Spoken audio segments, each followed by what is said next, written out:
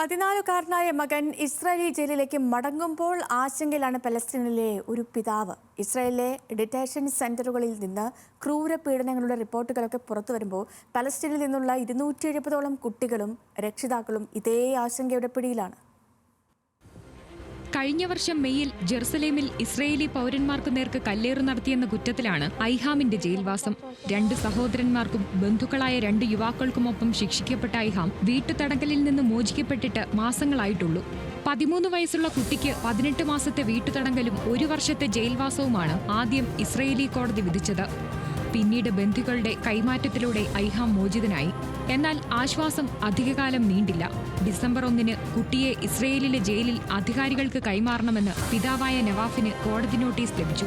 ഇസ്രയേലിൽ പലസ്തീനിയൻ തടവുകാർ നേരിടുന്ന ക്രൂര പീഡനങ്ങളുടെ വാർത്തകൾ മുന്നിലുള്ളപ്പോൾ ആശങ്കയിലാണ് ഐഹാമിന്റെ പിതാവ്.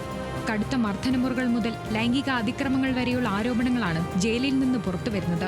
ഓഗസ്റ്റിൽ ഇസ്രയേലി അവകാശ സംഘടനയായ മിസലേം പുറത്തുവിട്ട റിപ്പോർട്ടടക്കം ഈ ആരോപണങ്ങൾ ശരിവച്ചിട്ടുമുണ്ട്. 2023 ഒക്ടോബർ 7 ശേഷം ഇസ്രയേൽ കസ്റ്റഡിയിലെടുത്ത 55 പലസ്തീനിയൻ തടവുകാരുടെ അനുഭവങ്ങളായിരുന്നു ആ റിപ്പോർട്ടിലുണ്ടായിരുന്നത്. വിചാരണ പോലുമില്ലാതെ കസ്റ്റഡിയിൽ തുടരുന്നവരായിരുന്നു പലരും. എന്നാൽ നിയമവിധേയമായാണ് ഡിറ്റൻഷൻ സെന്ററുകളുടെ പ്രവർത്തനമെന്നാണ് ഇസ്രയേൽ പറയുന്നത്. ഒറ്റപ്പെട്ട സംഭവങ്ങളിൽ അന്വേഷണം നടത്തുന്നുണ്ടെന്നും ആരോപണങ്ങളെ പൂർണ്ണമായി തള്ളാതെ ഇസ്രയേൽ പ്രതികരിക്കുന്നു. ഇവിടെ മകന്റെ സുരക്ഷ പലസ്തീനിലെ ഒരു രക്ഷകർത്താവിന്റെ മാത്രം ആശങ്കയല്ല എന്നതാണ് മറ്റൊരു വസ്തുത.